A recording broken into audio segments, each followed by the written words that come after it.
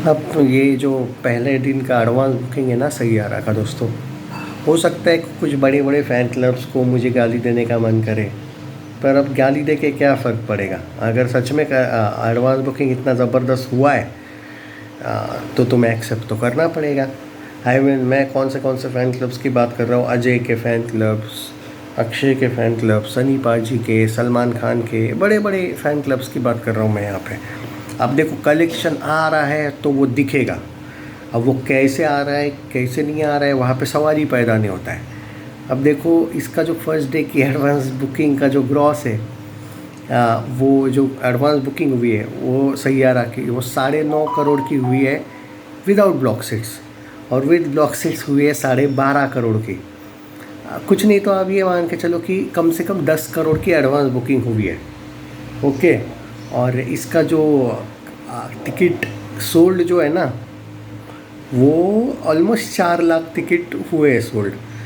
अब 25 करोड़ 30 करोड़ अगर day one आ जाता है बाय चांस, तो इसने मतलब हाउसफुल आई थी शायद, उसने 24 करोड़ कमाया था। 18 करोड़ रेड टू ने कमाया था। डे वन की बात कर रहा हूँ मैं, ज़रा सुन लो।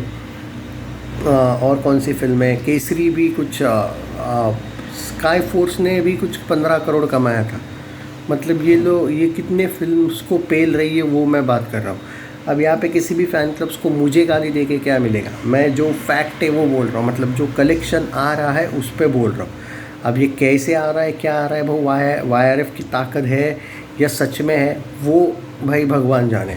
बट आ तो रहा है, कलेक्शन काउंट तो होगा, वो मैं बोल रहा हूँ। इसलिए मैं YRF को सबसे फियरलेस बोलता हूँ। Even Dinesh vision, Maddock films भी इसके सामने भाई पानी भरता है।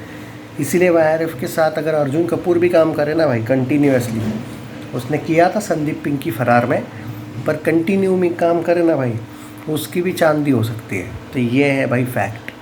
मतलब सबको ही पेल दिया, सिर्फ इसके सामने इस साल, मतलब सिकंदर को भी पेल दिया इसने डे वन में। सिर्फ इसके सामने छावा रहेगी। डे वन का जो कलेक्शन है वो इसका नामुमकिन है 33 करोड़ के ऊपर होना, बट सेकंड नंबर पे जाके बैठना, मतलब सिकंदर का कुछ 28 करोड़ था, याद नहीं मुझे। अगर ये वहाँ पे भी जाके बैठ जाती है 30 करोड़ पे, अरे मैं नहीं बोल रहा हूँ, ये ट्रेड बोल रहे सच में, तो फिर ये बहुत बड़ी बात है भाई।